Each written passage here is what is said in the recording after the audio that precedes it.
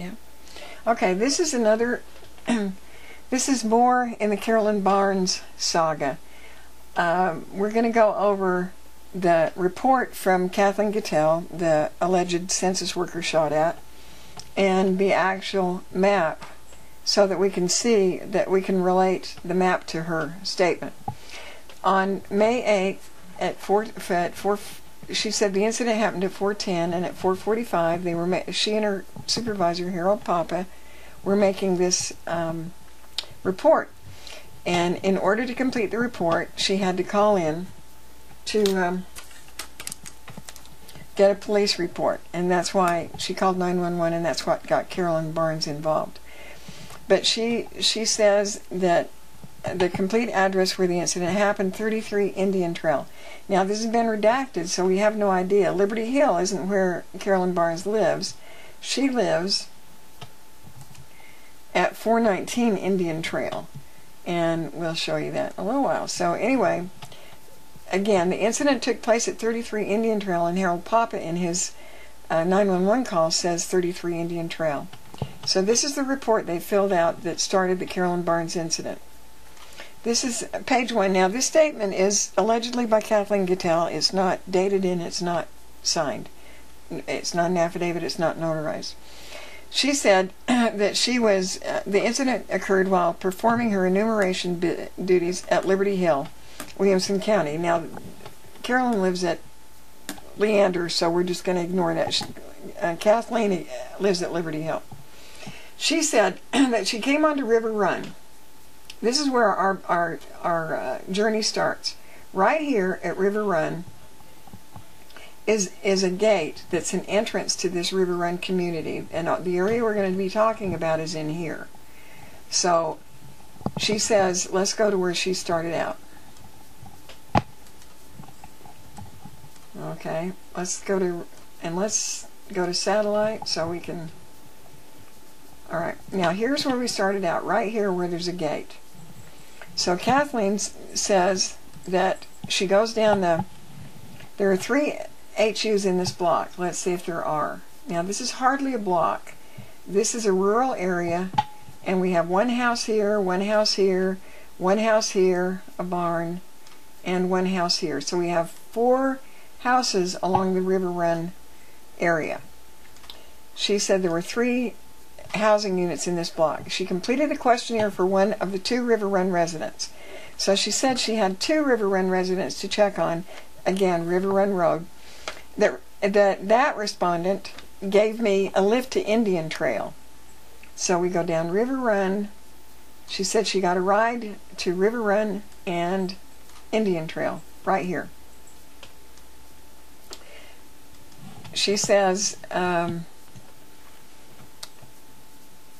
it was about 3:20 p.m. when he let me off his truck, where the only other 2 houses on Indian Trail are located. Alright, so she's saying there are only 2 other houses on Indian Trail. That would be this one and this one.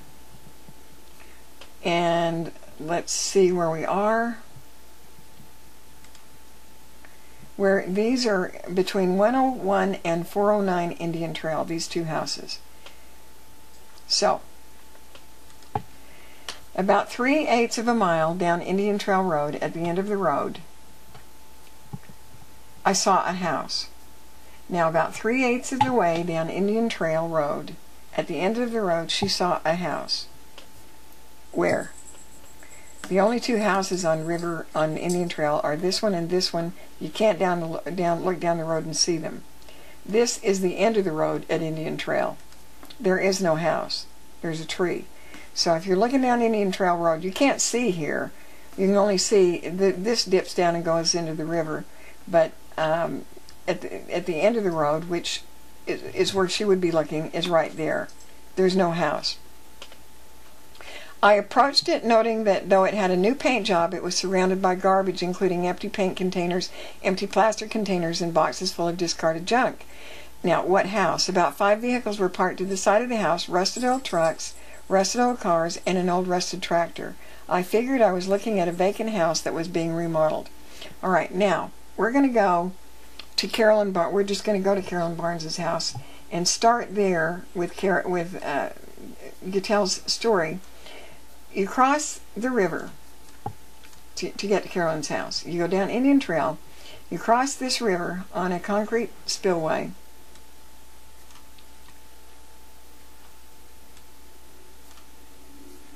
This is a concrete spillway. It had 4 inches of water that day. You cross the river, you go up a hill to a railroad track. You cross the railroad track. Right here is the gate to Carolyn Barnes' property. It's gated. There's a barbed wire fence that cuts it, so you can't miss the gate. and the gate is posted. Then, to get to Carolyn's house, you have to go along this Indian Trail that's parallel to the railroad. Keep going, keep going, keep going, keep going. Now, as you go along this road, you pass posted signs that are on trees that are very clearly marked. And Carolyn had her cell phone number on these, at least down at the lower ones. She had her cell phone number that was clearly visible that day. And Kathleen Gittel had her cell phone with her. Now, believe me, nobody goes down there unless they know there's something at the end of the trail, because this is rural to the extreme. And it's going uphill the whole way. Now, here is a derelict car. Here's a playhouse that Carolyn's kids used when they were little. There's a trampoline here and whatnot. No remark of that. We're not to be in the trail. We keep going. We go up a hill. And when you climb this, you cannot see Carolyn's house from any spot until you're right here. That's the first time you can see Carolyn's house. So let's just go to the house and forget how she got there. She said that derelict cars were parked at the side of the house. Now you can see from the roof that this is a nice house. It has white vinyl siding. It doesn't have a new coat of paint. This is a covered T-Bird. This is a Jaguar. These are pickups with stuff in them, so you'll know that somebody lives there. This is Carolyn's Jeep. There are no old rusted cars, and there's certainly no old rusted trucks or an old rusted trailer and tractor. And believe me, this is a big house. You cannot figure that you were looking at a vacant house that was being remodeled. But then I saw a clothesline with clothes hanging on it that I identified as belonging to a woman, a man, and child. Later, the police told me that a woman and a teenage boy lived there. So she makes this statement after she has been, I was going to say programmed, after she has consulted with the police. They think a man might also live there, but they weren't sure. I went to the side of the house and looked in the window at the side door. You see this little porch right here? This has an entrance door, and it's half glass, and you can look in, and there's a door here, but it's hardly ever closed.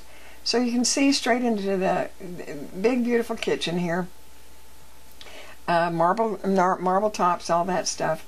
But the most striking feature I saw about approaching Carolyn's house was when you approach this side door here, you can't help but notice these glass windows here, which are on the dining room.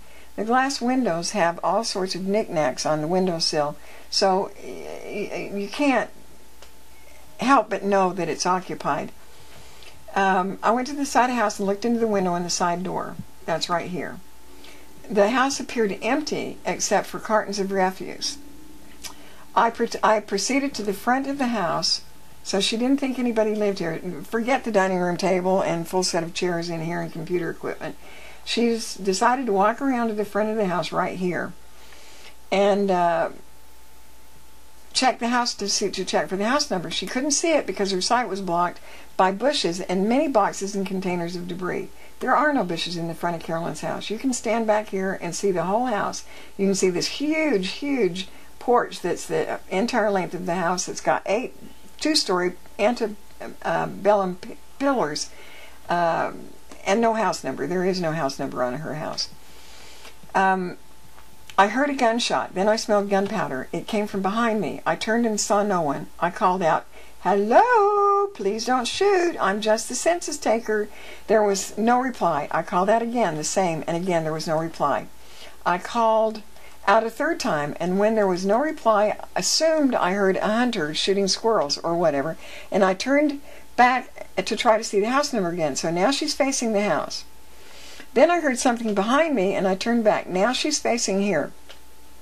About 100 feet in front of me, and this would be in front of her, stood a woman with a revolver pointed directly at me.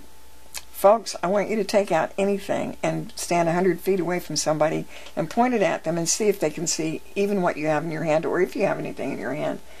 It's an impossibility. The gun ball was approximately 1/4 to 1/3 inch in diameter. The woman was about 5'4", between 40 and 50 years old. Now, her first report said she was 250 pounds, but this is a different report. She was white with black hair pulled back in a ponytail that sat low on her neck. She was about 135 pounds, kind of dumpy, and about 10 to 20 pounds overweight. She wore a dark skirt that came to just below her knees and a light-colored blouse. So this, I mean, it's wild. I'm telling you, there are little teeny brushes that grab at your legs, and this is about 100 feet, and there's a deep ravine gully here. It slopes off down, so 100 feet away would have to be right here. Now, some woman on a Saturday afternoon is out waiting in the brush with the skirt on for somebody to show up. Had Kathleen Gittel walked up here, there's no way she would have heard her. I've been in this house, and cars have driven up here, and I haven't heard them. You cannot hear anything from the house. So why in the world would anybody be out here at 4 o'clock on Saturday afternoon with a gun? During all, I started to explain that I was only the census worker before I could get out more than 1 or 2 words. She yelled, "If you don't get off my property now, this is your last day on earth." I began walking down the road as fast so I could get her off her property as quickly as possible. Now that means that Carolyn is, not Carolyn, but the whoever is standing here. Now Kathleen Gittel is here. She goes over to the road to walk off as fast, as quickly as she can. Now, she has to go past whoever's standing here with a revolver or a gun. And, I mean, you know, being tracked here the whole way, if she was meant, if somebody had meant her any harm, why didn't they just meet her over here at the road and do her harm? During all this time, my census shoulder bag was over my shoulder, and the printed part that identified me as a census worker was turned to the outside, so it was clear who I was, unless she could not read. But even so, I had verbally identified myself 3 times when I called out who I was after I heard the first shot. My back was turned to her, and I was walking as fast as I could down the road. So now she's walking down the road. She fired another shot at my back. If your back's turned, how do you know it's fired at your back? Unfortunately, I could not walk faster without tripping. The road was uneven and full of rocks and pits. Without stopping, I called back to her, "I am leaving as fast as I can. I'm 68 years old and I can't run." So now we're going down the trail. She yelled, "I'm too old for this shit too." Carolyn Barnes, in all the time I've known her, I've never heard her profane once. Then something about how she was going to kill me if I didn't get off her property. Then she shot at my back again, and we know this how, and yelled, "You tell your supervisor that I'll shoot anyone else he sends here too." I answered, "Yes, ma'am," and kept walking. She shot at my back again and yelled something again. Now we're hurrying down Indian Trail, getting away. I don't remember exactly what it was, something about trespassing and stuff, but by this time I was sure she was going to kill me, so my attention was somewhat distracted as I kept trying to walk really fast without falling. She yelled out something meaning, "How did I get there?" and I answered, "I walked, ma'am."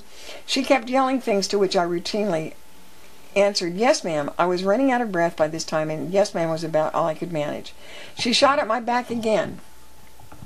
I tried to walk faster, but I could not do so without falling. Now, in the time I've read this, she's probably about here, so we'll move our scope back over to here. She looked really... I tried to walk faster, but I could not do so without falling. I was scared of falling because I was pretty sure she would run down and shoot me point blank in the back if I fell. She looked really angry and wild crazy, and her yelling carried the same impression. And when did we see this look on her face? Who knows? There were no more shots, and I hoped I was finally off her property. Well, not yet. We have a long way to go. The problem was that the road looked the same all the way up to her place. I had no idea where her property ended. Oh yeah, it looks the same all the way up to her place. It twists, it turns, it goes around. It's extremely wooded, and it can't be confused for anything else. Now, let's say that she's coming down here. Again, more road, more road, more road, more road. We're still going. Let's see what Miss Gittel has to say. After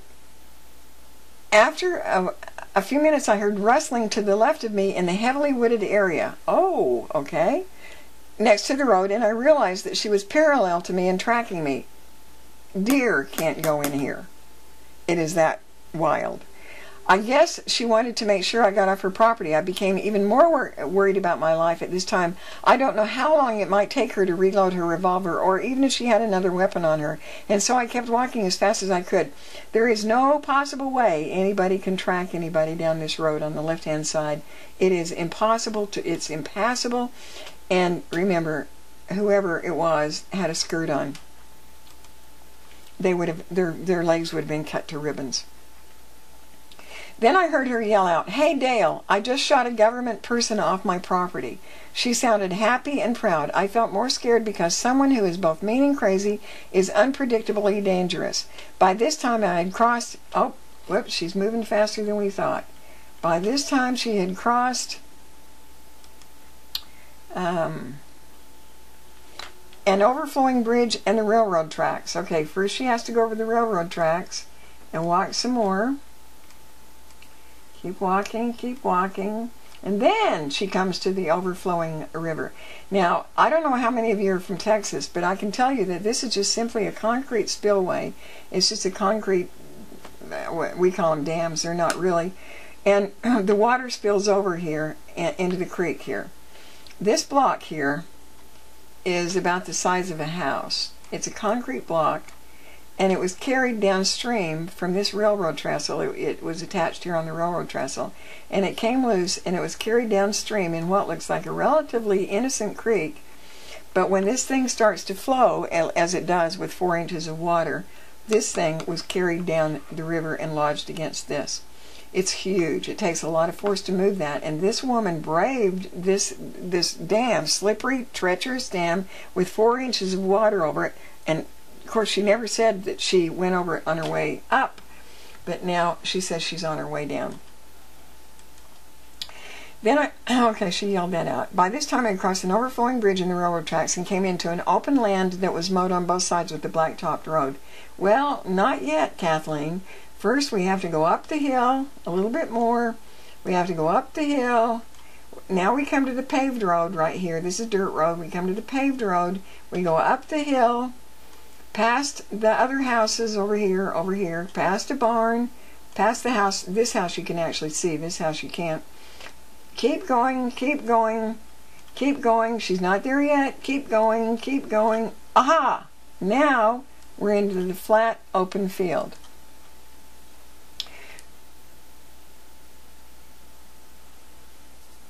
I could, the open land that was mowed on both sides with the black-topped road. I could see River Run.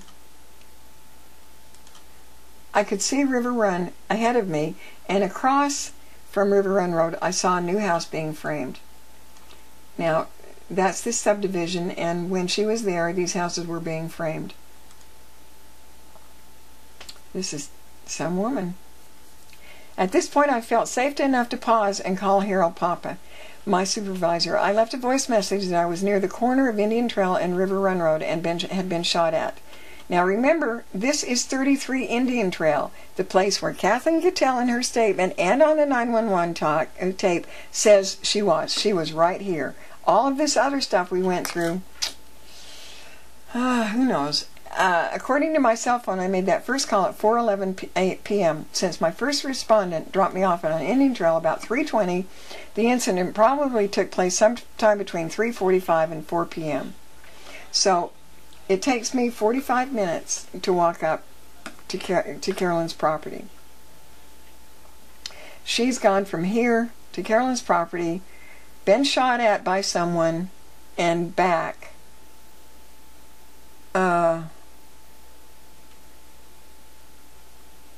Within less than an hour, 50 minutes. Harold Papa called me right back, and we met at the Super HEB on the corner of 183 RM 2243 before Harold Papa arrived. I called CERT and made a full report. Harold Papa called the sheriff, and we completed the police report. Later that evening, 2 detectives came to my house. It was actually 11:30 at night, and interviewed me. I identified the woman who shot me from a group of photos showing 6 similar-looking women. There was no mistaking her. Indian Trail is 3/8 of a mile long. That's how far I had to travel with that woman shooting at me and trailing me. Well, folks, Indian Trail is indeed 3/8 of a mile long.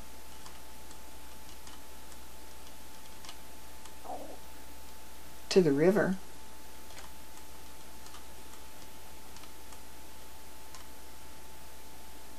But that's as far as 3/8 of a mile will take you. Then I had to walk another 1.25 of a mile down River Run Road to get my car, which was parked in a small parking area next to the entrance, which was a gated, locked, posted entrance. That's about it. I hope this report is adequate. That's the report from Kathleen Gittel on her saying that she was shot at by a census worker, and it is an absolute physical impossibility for this to have happened. It just does not work out. Carolyn Barnes, nobody ever investigated it. Carolyn Barnes, she didn't go to Carolyn Barnes' house. If she did, it was 419 Indian Trail, and she was deeply trespassing. If she was at 33 Indian Trail, as both her reports and her 911 calls say, then there is no house. You figure it out.